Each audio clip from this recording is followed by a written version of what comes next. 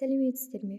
Мен Сүтсенбетова Көркем, табиғатты аяла жас өлкетанушылар, экологтар мен табиғат зерттеушілерінің республикалық форумының қатысушысы Ілияс Есенберлин атындағы номер 67 гимназияның 9 сынып оқушысы шудың деңгейі мен оның адам ағзасына әсерін зерттеу тақырыбындағы жобамды сіздердің назарларыңызға ұсынамын.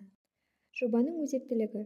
Бұл тақырыптың өзектілігі шудың деңгейі жылдан жылға артуда. Қалалардағы шудың интенсивтілігі әрбір 25-30 жылда 10 еселеп, яғни 10 децибелге көбейеді. Сондықтан шудың пайда болу шарттарын зерттеу және онымен күресу шараларын қарастыру керек. Қалалардағы шудың негізгі қайнар көзі тұрғын аймақтарға басты жүктеме түсіретін автокөліктер. Ұзақ уақыт бойы интенсивті шудың ортасында болу артериалдық қысымның өзгеруі мен жүрек жұмысының нашарлауына алып келеді. Мидың қыртысында бұзылулар пайда болып, есту, есте сақтау қабілеттілігін төмендетеді. Зерттеудің мақсаты шудың адам ағзасына әсерін зерттеп, нақты белгілерін көрсету. Зерттеудің міндеттері шудың қайнар көздерін, пайда болу шарттарын анықтау. Адам ағзасына шудың әсерін зерттеу. Астананың орталық саябағы әсем сауда орталығы. Сонымен қатар Қаныш Сәтпаев атындағы номер 61 мектеп-лицейі, жас экологтар үйірмесінің оқушылары, қала тұрғындары. Жұмысты баяндау, интернет желісі материалдарын пайдалану, зерттеу жұмысында жинақтау, саралау әдістерін басшылыққа ала отырып, тақырып бойынша әдебиеттерді талдау, әлеуметтік сауалнама жүргізу, шуды өлшеу, статистикалық талдау жасау. Практикалық маңызы. Қазіргі таңда ғылыми техникалар мен өркениеттер дамыған сайын шудың адамға тигізетін әсер де артуда. Шудың жағымды және жағымсыз әсерлерін анықтап, қорытындылай келе, жағымсыз әсерлерінің әлдеқайда басым екенін байқадық. Сол себепті де осы мәселенің ушығуынан алдын алу мақсатында біз өзіміздің жобамызды ұсынамыз. Көріп тұрған кестелеріңізде шудың адам ағзасына әсер ету деңгейі берілген.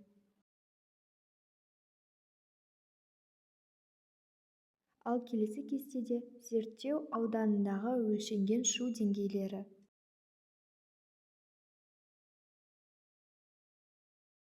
Астана қаласы бойынша шудың әсер ету деңгейі мен адам ағзасына әсерін зерттеуде бірінші аудан Астана қаласының әсем сауда орталығының ауданы таңдап алынды.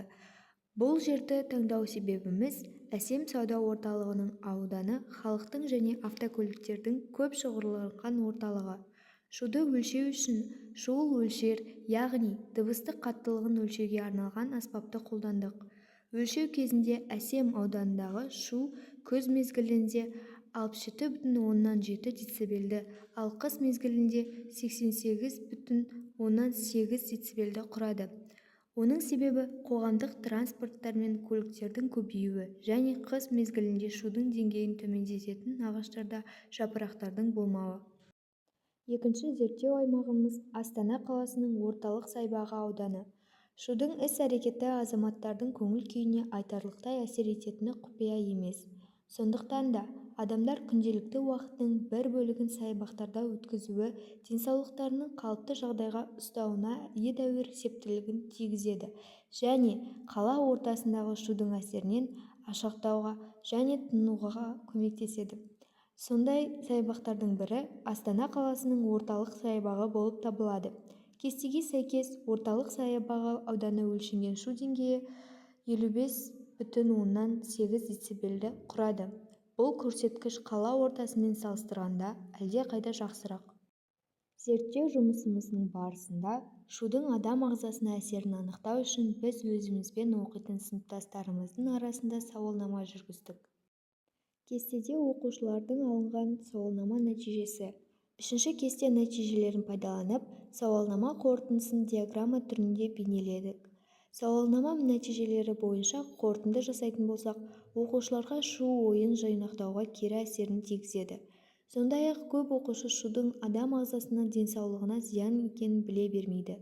Шуды бақылап, өлшеуге болатынына мән бермейді. Шумен күресу әдістеріне қызығушылық танытпайды. Көп оқушылар өзіне шудың қаншалықты әсер ететіндігін білмейді. Шудың ластану деңгейін және оның ағзаға әсерін зерттеу үшін әлеуметтік сауалнама алынды. Жұмыс барысында қала тұрғындарына сауалнама жүргізілді. Бірінші сауалнамада мынандай сұрақтар қойылды. Сіз қаладағы су деңгейіне қалай қарайсыз? Теріс, оң, маған бәрібір. Сауалнама нәтижелері бойынша диаграмма құрылды және нәтижесі келесі суретте келтірілді. Сіз қаладағы шу деңгейіне қалай қарайсыз? Теріс, оң, маған бәрібір деген сұраққа қала тұрғындарының 56% оң деп жауап берді. 33% бәрібір, яғни олар шу деңгейі оларға әсер етпейді деп санайды. Сізге ұсынылған дыбыстарды қайсысы ұнайды, ал қайсысы ұнамайды? Тыныш саябақтың шуы, үйдегі шу, қатты әңгіме, теледидардың шуылы, шаңсорғыштың жұмысы, қатты музыка, көлік шуы, жаңбыр тамшыларының қағысы.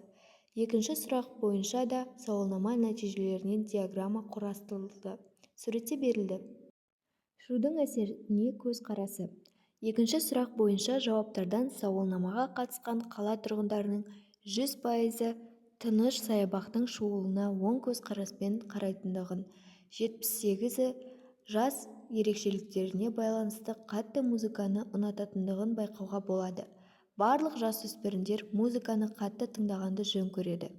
Шаңсорғыштың шуылы, үйдегі шу, қатты сөйлесу, теледидар шуылы сияқты қатты дыбыстар сәйкесінше қала тұрғындарын 70, 57 және 55-40 үшін ұнатпайды. Ағаштар мен бұталардың атқаратын қызметтері көп. Олардың бірі шуды азайту болып табылады. Сол себепті де біз арнайы ағаштар мен бұталардың көшеттерінің бағасын есептедік. Зерттелген деректер негізінде ағаштар мен бұталардың көшеттерінің бағасы динамикасы берілген. Зерттеу нәтижелері көрсеткендей, шу шын мәнінде адамдардың ағзасына әсерін тигізеді. Шудың сондай-ақ жағымды және жағымсыз әрекеттерін байқай аламыз. Қазіргі таңда қалалардағы шу деңгейі бекітілген нормалардан едәуір жоғары. Шудың әсерінен тек соматикалық ғана емес, сондай-ақ жүйке жүйесіне өзгерістер тудырады. Жоғарыдағы шу деңгейі адамның ұйқысын бұзып, есту мүшесінің қызметтерін нашарлатып, адамның ақыл-ой жұмысын тежеп, орталық және вегетативті жүйке жүйесінде шығармашылық қабілетін төмендете отырып, өзгерістер шақыратыны белгілі. Сондықтан шумен күресу керек. Шудың деңгейін төмендету үшін көгалдандыру орын алады. Шуға өсімдіктер өз үлестерін қоса алады. Үй ішінде акустикалық комфорт жасайды. Шудың жағымды әрекеттері білім ордаларында оқушыларға кедергі келтірмес үшін тыныштықты сақтап, үзіліс кезінде классикалық музыкаларды қою арқылы білім алушылардың тынығуына, ақпаратты тез қабылдауына, ойлау қабілетінің жақсаруына әсер етеді. Қорытындылай келе, шудың ластануын төмендету үшін бірқатар ұсыныстар жасаймыз. Шу адам денсаулығына зиянды әсер етеді. Ең алдымен есту және жүйке жүйесінің жағдайын нашарлайды. Шу деңгейін бақылау арқылы шудың зиянды әсеріне